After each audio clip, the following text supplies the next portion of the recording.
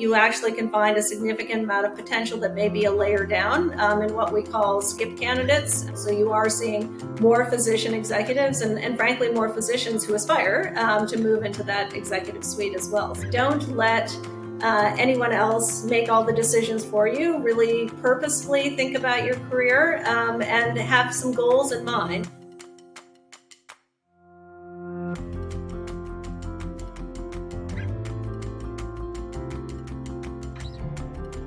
Alexis Stiles is the global healthcare practice leader at Spencer Stuart and an expert in healthcare leadership. We invited her on the Gary Bisbee Show to discuss the C-suite search process. Being able to really make a good match between an organization and an executive in bringing their skills and capabilities to the table. Alexis provides insight into how the expectations for CEOs have changed over time. She also describes the most important qualities for CEOs and how search consultants determine if a candidate has them. We've actually spent a significant amount of time investing internally on what we call an executive intelligence assessment that is really testing executives' potential. We touch on women's leadership, exploring advice for women and what institutions as well as individuals can do to support women leaders. Men can actually do quite a bit, and particularly to serve as mentors to women. Alexis leaves us with the parting reminder that we control our own careers. Let's learn from her. Well, good afternoon, Alexis, and welcome. Thank you, Gary. It's great to be with you. Well, we're pleased to have you at this microphone. Why don't we start right off with your role at Spencer Stuart, Global Healthcare Practice Leader. Can you share, Alexis, what does that role entail? Sure. Happy to, Gary. Thank you.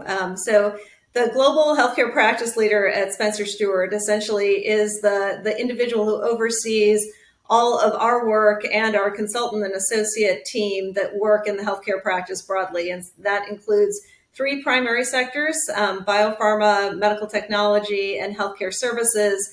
And then also where there are intersections with digital health and private equity. So essentially everything we do that touches healthcare worldwide is under my purview.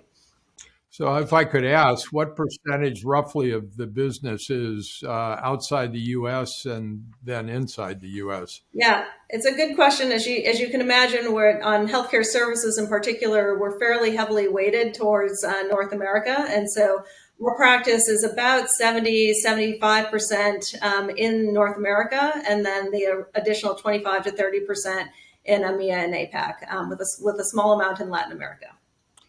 You know, you've got a fabulous background, having spent time at Duke University Health System and McKinsey. Has that been useful to you as a search consultant and as a leader of the group?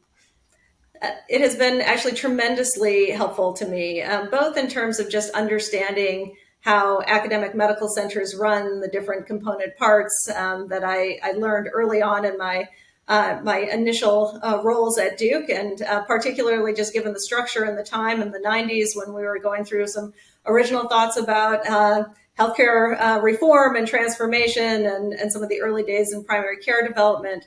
And then certainly into McKinsey, where I had the opportunity to work with a number of different clients. So it just broadens your exposure, and also had the opportunity to work with a number of different healthcare clients from PBMs through to payers, through to healthcare delivery systems. And I think that, all comes together to give you a much broader perspective on the overall industry.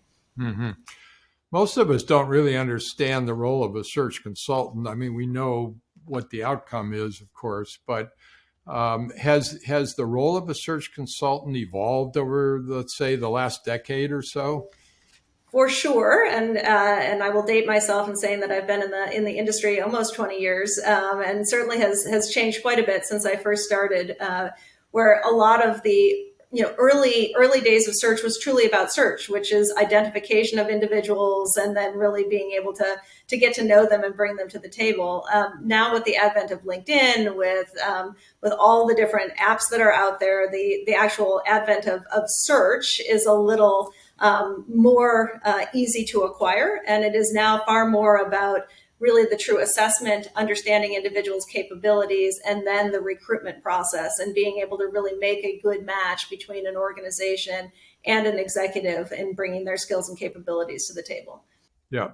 That makes good sense to me. Well, why don't we focus on North America and spend a little bit of time on our large health systems? Alexis, has the role of the CEO in the large health systems, how have you seen that evolve over the last, let's say, decade or so? Sure. I think a lot has changed in the last 2.5 to 3 years, just in terms of expectations and the different priorities that are falling on many of our CEOs. And you can see that can continue to evolve from the crisis to a number of the racial unrest issues that happened, to the quiet quitting and the burnout of frontline staff. It's requiring CEOs to be quite engaged with what is going on in their organization and quite a bit more visible than perhaps they were 10 years ago, when you could have a whole team and be a little bit more distant, in engaging with what is truly happening at the front lines. I think you're seeing a lot more CEOs being quite visible, be that fully there in person, be that using video technology to be able to communicate more readily, as well as being able to be a bit more honest, engaging, and inspirational. Many health systems are really looking for their leader to be clear around their mission, their vision, the inspiration for why everyone's coming in to work every day, in order for them to feel like they're truly giving back and tapping into their own purpose. And that Yeah. has certainly become front and center these days. Yep. But I would view you as a student of CEOs in a sense of their roles and so on. How about the boards of directors of the health systems that you work with when you would be recruiting a CEO? Are they able to kind of perceive this shift that you're talking about and these changes you're talking about in what's expected of CEOs? I do believe really quite a bit, because there is a heightened awareness of what's going on in the industry. They're hearing far more from the leaders inside of the organization, as well as many of the frontline staff. And so there's actually a heightened sense of urgency and sense of transformation that they're looking for their leaders. There are clearly all the other issues that go around with fiscal stability, which is certainly front and center on many people's minds right now. There's a fair amount around the continued community engagement, and certainly a much heightened sense of engagement around philanthropy and development. Right. The CEOs seem to have adjusted, I guess you could say, to COVID or reacted to COVID. And how do you assess a CEO candidate's flexibility and ability to adapt to changing circumstances like they've had to go through the last several years? Yep, it's a very good question. So it is a combination of multiple different methods, both of competency-based interviews, so spending time with executives to understand how they manage through COVID, as well as other comparable things that come up day to day in any executive's career, in terms of having to deal with things that you weren't necessarily expecting, and how did you adapt and respond to that, and who you brought in, how you thought about it, how you made the decision, and how you moved forward is kind of core to how we're talking with executives. We will also spend a fair amount of time just looking, frankly, at results, and what has been the track record of being able to adapt to some of those situations, and what the outcome was. And then we've actually spent a significant amount of time investing internally on what we call an executive intelligence assessment, that is really testing executives' potential. So it's not designed to do a personality test or a retrospective review of their career, but more around their potential with conceptual thinking, analytical thinking, and really being able to deal with making decisions in the gray area, because that is far more what we're really expecting of executives these days. I've spoken to CEOs in corporate situations when they're being considered for a new position. Increasingly, they're asked to write out their vision for the company. Is that happening in health systems these days? Yeah, it's actually been relatively the norm in academic health systems for some time. Okay. When you get down to finalists, for them to actually articulate pretty detailed their vision, and what that also might imply around the support that they need, et cetera. It is certainly becoming more of an issue, because the biggest thing for any CEO to be successful, as you know, is to have their board fully aligned and supportive of the vision. So whenever something comes up, there is clarity of the overall direction, and then how to work through that and support the CEO and being able to move things forward. Do boards have suggested career paths or preferred career paths for CEOs, looking more at the characteristics like you were referring to? Yeah, we're often having conversations that we actually recommend making sure that you're looking at the competencies and characteristics, because we do find it's not always, usual suspect was always the number two, was going to be able, was the best position to move into the number one. And while that may be true, you actually can find a significant amount of potential that may be a layer down in what we call skip candidates, who bring a lot to the table in terms of their potential and ability to really step into the CEO role. So we're seeing more openness to looking at different types of profiles in terms of how they may have grown up, and as opposed to just the classic operational route to the top, and seeing people either who come through a medical lens or through a finance lens, who have the ability to ascend into the top spot. And it really is based on that potential and being able to do a bit more of the assessment around that to ensure that the board then is comfortable making that different choice than what would have been historically made. So we've seen some examples recently of CEOs of health systems moving into a more corporate or finance setting, thinking of Amir Rubin, David Feinberg, Mark Harrison, so on. How's that changing the current sitting health system CEOs' thoughts about tenure and next steps? Yeah, I think that and many other things, just in terms of how people think about their careers these days, has really shifted the dynamics when people think about tenure. I think there's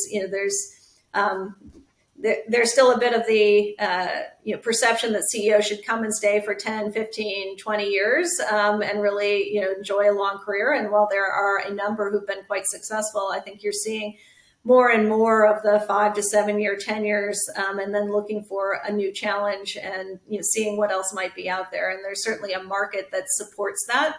So I think you're going to continue to see more change, more transformation. I think it's interesting for the industry. I think it's actually dynamic for the industry, because you have a lot of attention right now going, looking at the healthcare industry. You have a lot of investment looking at how to transform and revolutionize a bit of the healthcare industry. And I think that's good, because it just kind of creates more energy, more people thinking about it, more people making movement, more people willing to switch into a new organization and bring different ideas and thought processes. And while I think there is a lot to be said for the stability of some of the CEOs, there's also kind of a renewed enthusiasm and energy going on right now with a bit more of the shorter term transitions that are taking place. With COVID putting a lot of pressure on these health systems, has there been any movement toward physicians being more attractive as a CEO or not? For sure, and I think that really has started, a couple decades ago. Both in terms of the number of physicians who've aspired to move into leadership and management roles, and certainly a fair number who've gone back and gotten either leadership degrees or moved into leadership roles early in their career. But there's also a sense of that engagement, particularly with the physicians or with the clinical team, that having a physician leader is perceived to be a strong benefit, because they know what it's like to live in that environment and have the ability to relate to the clinicians, as well as bring usually a pretty broad perspective to the roles. Okay. Why don't we move to boards of directors, if we could? Spencer Stuart has a very active governance practice. How do you think about characteristics of a top-tier board member, Alexis? Are there certain things that seem to make board members more successful? Sure. I do think first and foremost, in today's day and age, most boards are looking for board members to bring some skills and capabilities to the table, be that from the role that they held in the past or the environment that they've worked in, and they're bringing either kind of digital experience to the table, CEO experience to the table. So there's a bit of the background and expertise to be able to both serve as a board member, but also serve as a strong advisor to the CEO. I think it also is imperative for board members these days to really make sure that they're doing the preparation work, that they're engaging with their fellow board members, that they're inquisitive, that they ask really good questions about the business and know enough to be able to truly serve in that governance role versus trying to be the management side of the equation, but to ask the tough questions, probe with their fellow board members, and really work as a strong body to help support the CEO, but also challenge appropriately. And I think there's been much of an evolution, particularly in your not-for-profit systems that have historically had more of a volunteer board. Right. That are transitioning to really look for individuals with specific competencies that they're bringing to the table to help enhance that dialogue and discussion in the boardroom. Well, could we move to women leaders in healthcare? From the standpoint of medical school admissions, it's 50-50, basically, men and women. So we've made good progress there. If we look at senior executives in health systems, not nearly as good a result there. I think our kind of informal survey is maybe 20% of health system leaders are women. We've seen some more notable examples of women leaders in Walgreens and CVS and so on. But how do you view, Alexis, because you've got a great view of this, how do you view the progress that we're making in terms of women leaders? Yeah.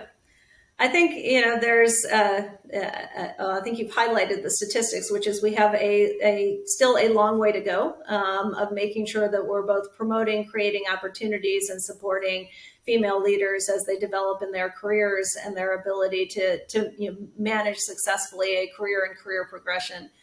I think you are seeing some most recent notable, dean of medical school, female dean of medical school announcements that have significantly upped the ranks in the last 2 or 3 years, right. Which is exciting and fun to see. And I do think it continues to be frankly a requirement in what I do to make sure that you've got a diverse slate. But it's also the encouragement of executives to put themselves out there and to really own their career and look for opportunities to be able to grow and develop. And that, I think, continues to be a journey of making sure folks have the right mentorship. They see this as a career path and something that they can manage personally and professionally. Yeah, along those lines, what do you advise men who want to be supportive of women leaders? What do you advise men? What can men do to be more supportive? Men can actually do quite a bit, and particularly to serve as mentors to women, and frankly, active mentors of women. I've seen some really great examples of male leaders who've been quite successful in their career, mentoring more junior women and helping break down some of the barriers or some of the perceptions of that individual and promoting them. And that doesn't mean that they're, out campaigning necessarily, but they are promoting their skills, their capabilities, their potential as a leader, and encouraging both them as well as organizations to consider them for key positions. I hear leaders talk about opportunities for women and so on. I wonder sometimes if we're spending enough resources in our organizations to really do kind of a good, solid job developing women leaders. Do you have a feel for that, Alexis? I think there's some organizations that have really put, a fair amount of training and development and just awareness into the different needs of men and women as you think about their leadership journeys. And then there's a fair amount that frankly have not. There are a number of organizations that have cropped up to really help, support women leaders and be able to give them a platform and fellow women that they can have as colleagues and confidants as they face challenges in their own career. And I think those are particularly helpful to be able to bounce ideas off of. But I think there's still a lot to go. There's, a lot of differences in terms of I mean, one of the things we always talk about is women look at a position description, they look at all the, experience requirements, and they say, oh, I have 9 of 10, I'm not qualified. Right. Men look at it, they say, I've got 5, I'm good. And I think making sure that there's that kind of natural bit of imposter syndrome or overachievement, or I haven't checked all the boxes in order to move forward, just holds a lot of women back unnecessarily. And they, in some ways, you need a little bit of that push from others to put yourself out there as well. Yeah, on a more personal level, what advice did you give yourself as your leadership career has evolved? It's a good question. I don't, advice you give yourself and then reflect on. I wish I had taken some of the advice earlier. Always is the case, but I do think it's sticking with so both just high integrity and sticking with what you believe is the right thing to do.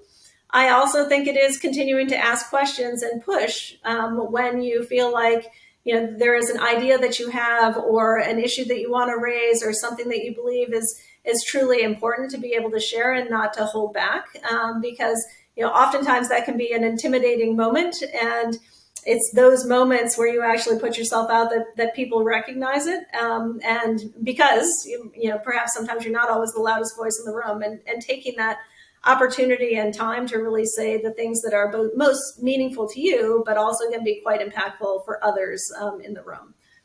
Yeah, along that line, I can remember interviewing Dr. Janice Nevin from Christiana. And of course, Janice, and she was making the point that if there's an opportunity, or if you think there's an opportunity, it probably is an opportunity and you should pursue it. And sometimes women aren't, as aggressive at doing that. Have you found that? For sure. There's many women who wait to get asked and then say, well, no one ever asked me to do it, even though they, clearly identified an opportunity. And many have also learned along the way, as you get a little bit more experience and learn about organizations, that almost anyone loves when someone else raises their hands and dives into an area of something that's either complex and no one has tackled, because everyone sees it. But people aren't necessarily willing to address it. And I think raising your hand, taking ownership of key issues. And again, if it's important to you, you will put the time and energy to make sure that it's right, and then be recognized for it. Alexis, as expected, this has been just a terrific interview. We do appreciate your being with us. I have one last question, if I could, and dotted throughout your discussion earlier has been advice for leaders generally, not just women, but certainly women. Let me ask the specific question. What advice do you give for up and coming women leaders who really kind of have the bit in their teeth and really want to be successful? What kind of advice would you give them? I do think you own your own career. So, don't let anyone else make all the decisions for you. Really purposefully think about your career and have some goals in mind. That being said, don't be so stuck on those goals that you don't take interesting opportunities that come your way. I'm someone who's usually, if it's something that's going to increase your skills, even if it feels a little off of what you are doing today, if it's going to add skills to your toolkit, if it's something that's exciting and interesting, if you're going to be working with people who are going to support you, absolutely do it. Don't do it for 20 years, but maybe, do it for a period of time and look for ways to then parlay that into other opportunities and experiences, because your career is a cumulative series of accomplishments and environments that you're in, and all of those are additive to be able to continue to advance your career. So it's both owning it, but not being so dogmatic about the path that you need to take, because sometimes those circuitous paths actually land you in a very different spot. Very important and terrific advice. Thank you, Alexis, and thanks for being with us today. Much appreciated. Thank you for having me. It was my pleasure. Thank you, Gary.